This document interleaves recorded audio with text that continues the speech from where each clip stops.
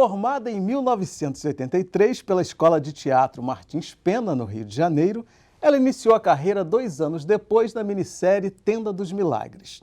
Também atuou em novelas de sucesso como Chica da Silva e A Padroeira. E no teatro, tem trabalhado em importantes produções como o monólogo Cheiro da Feijoada. Eu tenho o prazer de receber a atriz, diretora e artista visual, Ileia Ferraz. Ileia, prazer imenso ter você aqui. Para a gente começar aqui o nosso papo, vamos começar assistindo um pouquinho aí dessa trajetória.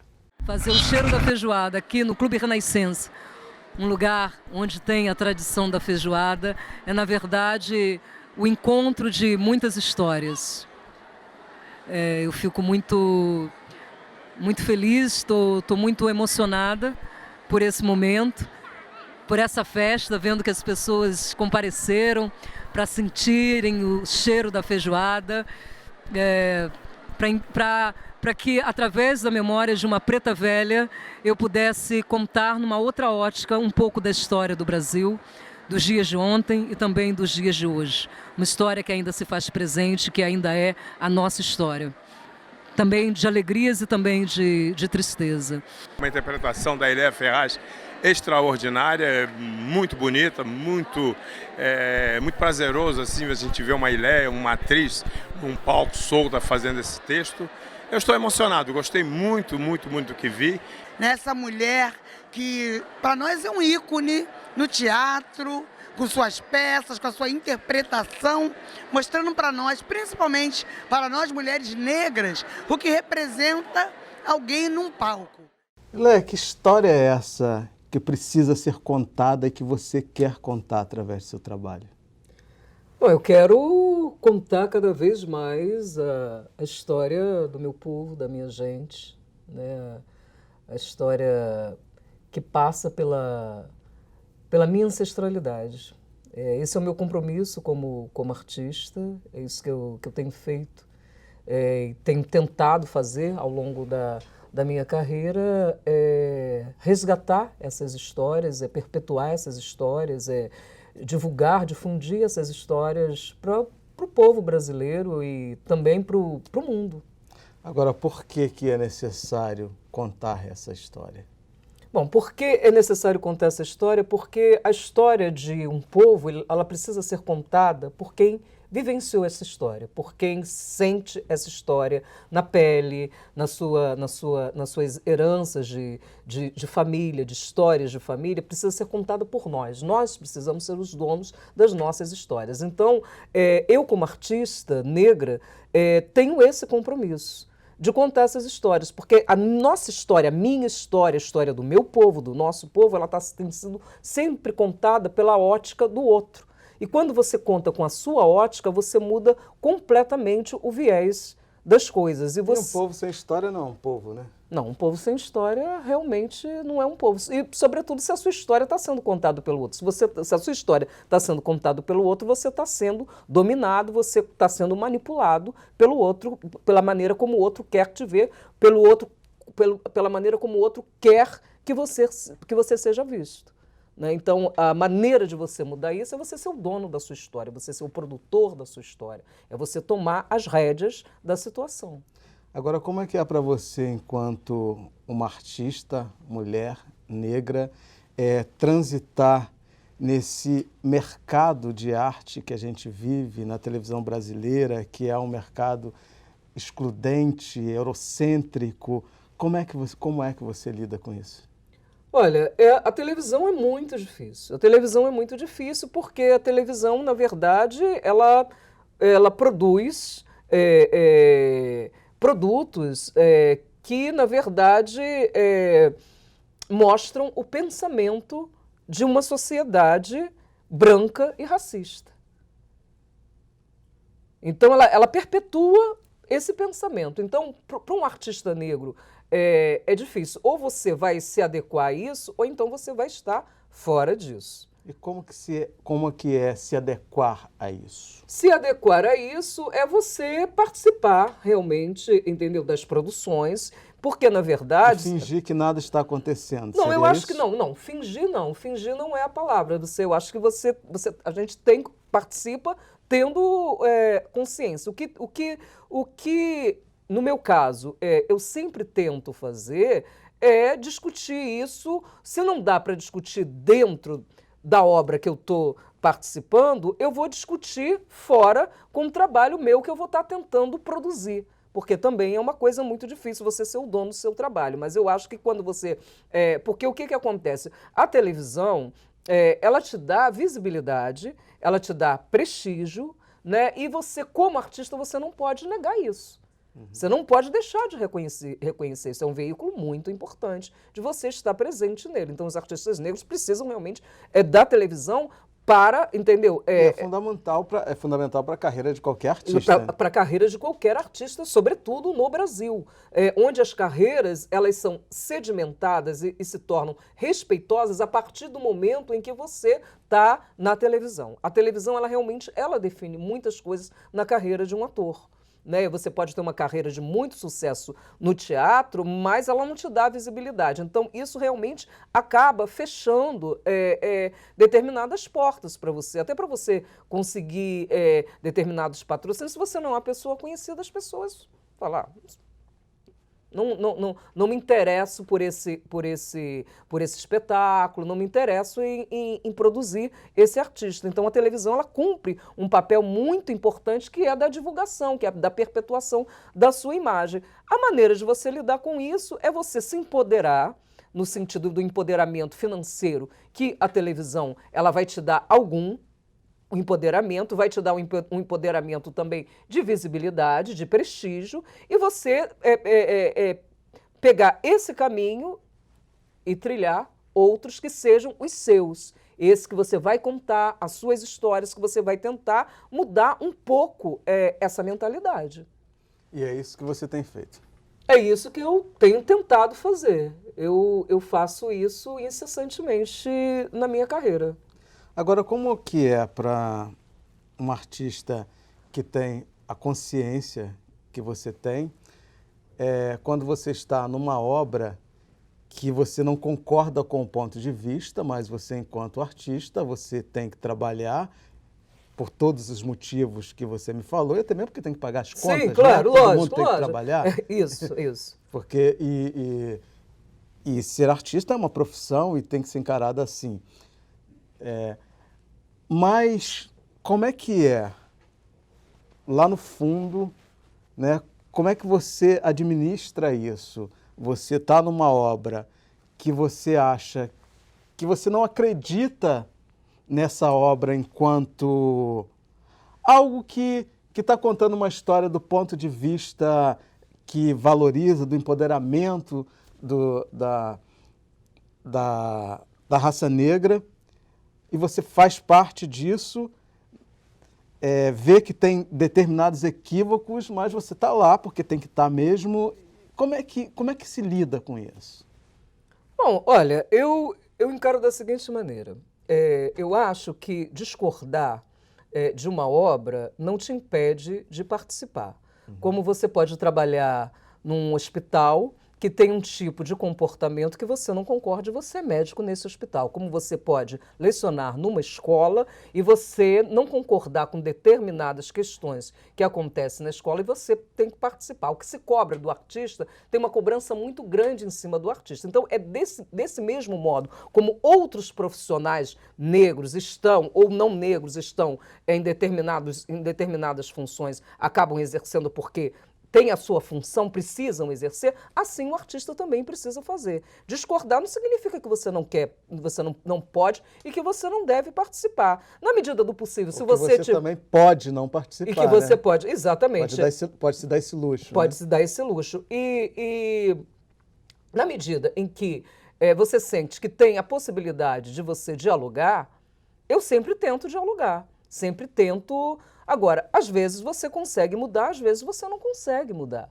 Né? Então você tenta adequar isso da melhor maneira possível para que você faça isso também de uma maneira, entendeu? Que não te maltrate. Porque a gente precisa viver. Né? Não se violente, porque a violência, nesse sentido, ela acontece em todos os segmentos da sociedade e com todos os profissionais. Então o artista fala, você está fazendo.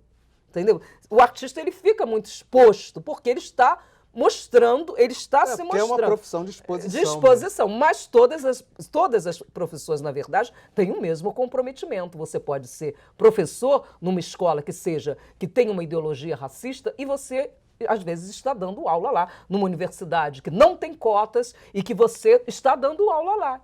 Você não concorda, mas você está. Assim somos nós, artistas, do mesmo modo. Exatamente. Vamos ver mais um vídeo aqui? Oh, meu Deus. Que horas que são? Ué, será de noite ou já é de dia? Eu esqueci o meu feijão. Esqueci o meu feijão na panela que fervia. Quando eu ainda era escrava.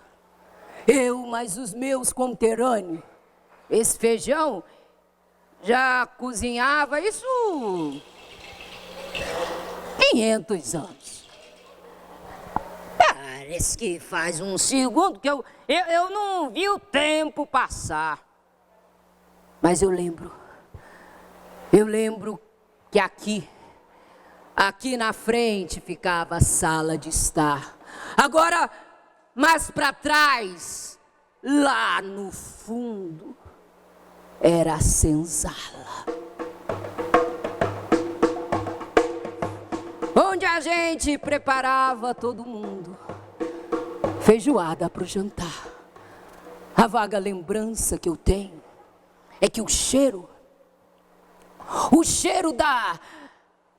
da senzala invadia até a sala da Casa Grande do Engenho.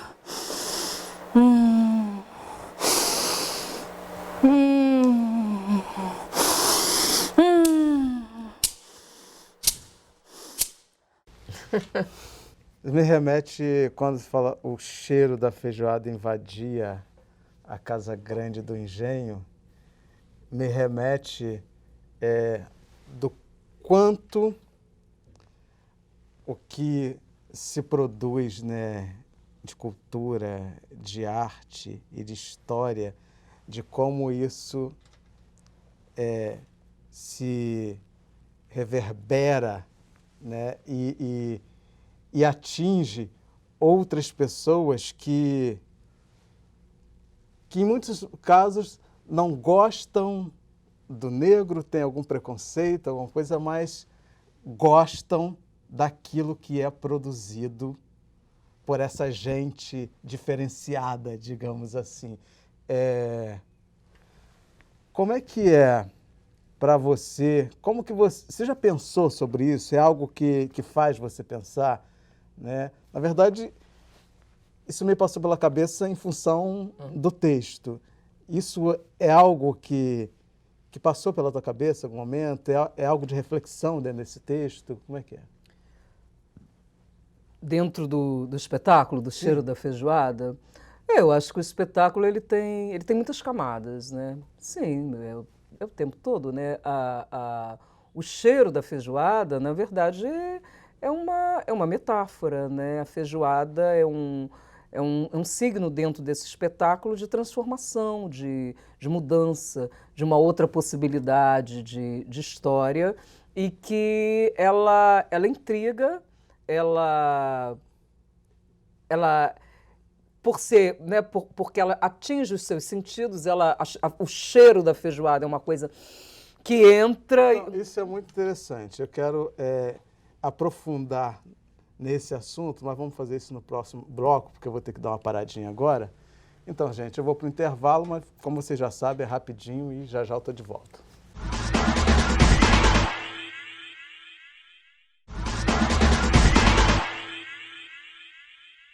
Hoje eu estou conversando com a atriz, diretora e artista visual, Ileia Ferraz.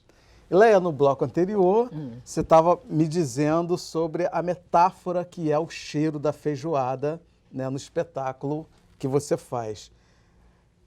Queria que você continuasse para a gente entender como funciona essa metáfora, o que exatamente é o cheiro da feijoada? O cheiro da feijoada no espetáculo, na verdade, né, a feijoada em si é aquela comida que ela cheira de tal maneira que você se transforma. A partir desse cheiro, você se transforma. Você está fazendo uma feijoada, aquele cheiro, alguém está fazendo no prédio onde você mora, começa aquele cheiro, você já quer comer feijão, você já quer parar tudo. Então, realmente, ela tem um poder muito grande. É uma comida realmente muito, muito transformadora, né? E eu acho que eu queria, assim, quando eu pedi ao Thomas Bach que escrevesse um texto sobre a feijoada, é porque eu sempre fui muito intrigada com essa ideia da feijoada. Que comida é essa que nasce na senzala, feita a partir de restos, permanece dentro da nossa sociedade, é comida da mesma forma por todas as pessoas, seja num barraco, seja num triplex, ela é comida sempre com todas o mesmo... as raças, de todas as classes. Com o mesmo princípio, e se transforma no principal prato da gastronomia brasileira, o prato que nos define. Num país racista. Num país racista. Então, isso sempre me intrigou muito. Né, sempre me intrigou como é que essa comida ela permanece, e ela permanece nas regiões de matrizes africanas. Ela tem um mistério, e eu acho que ela define um pouco o desejo da sociedade brasileira, que é essa comida que todo mundo possa comer do mesmo modo. Né? Então, assim, a feijoada, ela guarda isso. Né? Ela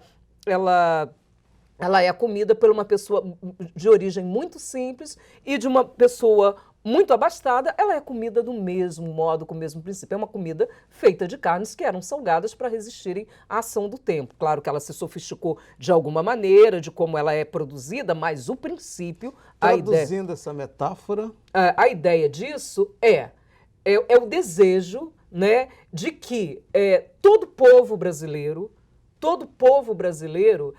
seja transformado pela história de um povo que foi, na verdade, escravizado. Né? Que verdadeiramente essa história tome, que você, a partir daí, você comece a pensar sobre isso, você comece a produzir verdadeiramente essa mudança, essa transformação, essa possibilidade que esse prato oferece, que você possa traduzir na sociedade brasileira. Ou seja, não dá para gostar do que é de negro sem gostar do negro, né? Acho que é por aí, não? Não é exatamente o que acontece no nosso país. As pessoas estão muito interessadas na nossa cultura, mas não estão interessados no nosso... Então, exatamente isso que eu estou falando. O questionamento é esse. No nosso progresso. Mas eu acho que a partir de quando você faz um espetáculo, no meu caso, é para levar um pouco essa reflexão, trazer um pouco essa reflexão sobre a sociedade brasileira, sobre essa... Né? Se você gosta tanto dessas coisas, por que você tem problema com quem criou isso, com quem faz isso?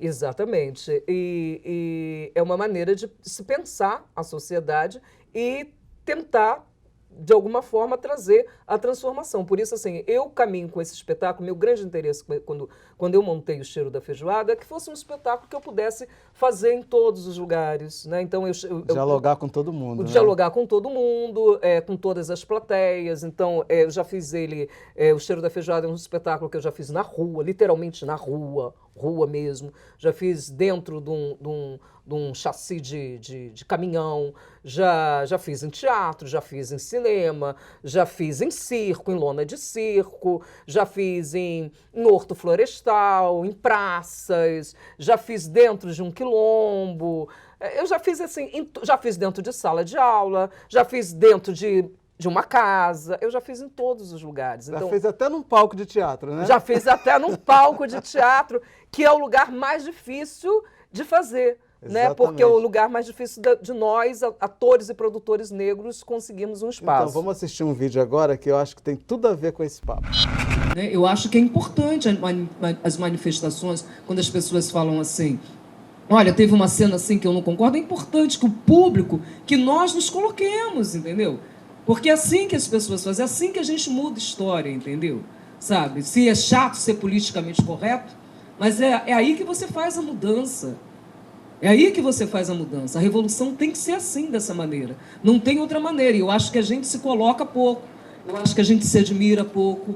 Porque, na verdade, nós somos, na verdade, temos, de alguma forma, um adestramento, né, do que você deve gostar. Então, se você entra numa banca de jornal e você não vê uma foto de um artista negro, se para você achar hoje você tem que catar, aí você encontra, já complicou. Entendeu? Então, isso, de alguma forma, está conduzindo o seu pensamento. Né? Então, é claro que você não vai escrever para aquela atriz negra que está lá fazendo a empregada. Entendeu? Você não vai puxar o foco para ela. Porque você estão te conduzindo sem que você perceba. Estão conduzindo a sua maneira de pensar. E a gente vai se colocando para fora. Né? É complicado, por exemplo, eu sou uma atriz que eu já fiz bastante televisão, mas a minha formação é basicamente de teatro, né? Eu já fiz grandes espetáculos de teatro, e assim, um dos exercícios que eu tenho no teatro é olhar quantos negros tem na plateia. E tem pouquíssimos sempre, porque a gente não vai ao teatro, a gente não está interessado no ator negro que está no teatro, a gente está interessado no ator da televisão que está fazendo teatro. Então, acho que aí você diz exatamente tudo, né? Acho que o grande problema é que a gente ainda não consegue se reconhecer, não consegue se ver no outro, né? Porque, assim, a gente sabe que a gente vive num mercado, né? Numa indústria, e que a indústria, ela investe naquele que dá ibope, né? E a gente sabe que os artistas negros não recebem, né? Não recebem cartas na emissora, não recebem e-mails, enfim, o suficiente como os outros recebem. Então, eles têm sempre menos ibope. E isso é fundamental também na hora de uma emissora investir num artista ou não. E na hora de você negociar seu salário também, né? Exatamente. E nós somos a maioria da população. Sim, sim. Então, não é como nos Estados Unidos, se tem um espetáculo que tem negros, a plateia vai estar lotada de negros. Aqui, como você falou, a gente olha e a gente fica lá catando um. Na verdade, eu fui numa peça da Isabel Filardes, lá no Imperator do Meia, e eu fiquei assim, chocado de ver que tinha tantos negros na plateia. Eu fiquei assim, falei, nossa, fiquei feliz, que bom. Que bom, né? A gente tem sempre essa alegria. Né? Sempre a gente a gente mais um, né? Porque assim, amigo do artista e tal. Isso. Mas aí estava lotada a plateia, né? No meio eu falei, gente, a coisa está mudando. Não sei exatamente porque a gente infelizmente, tem tantos espetáculos assim, negros para a gente ir. Mas era um espetáculo que tinha uma atriz negra, um espetáculo, por sinal, maravilhoso, e tinham bastante negros na plateia. Ou seja, a gente tem que mudar essa ótica aí para poder reverter isso, né? Sim. Mas você só muda a questão da visibilidade, da possibilidade de visibilidade. Porque, assim, espetáculos hoje que são produzidos por negros, e aí você vai fazer uma divulgação dando esse recorte, você vai realmente encontrar mais negros na plateia. Espetáculos em que tenha um ou outro ator negro, você ainda não encontra.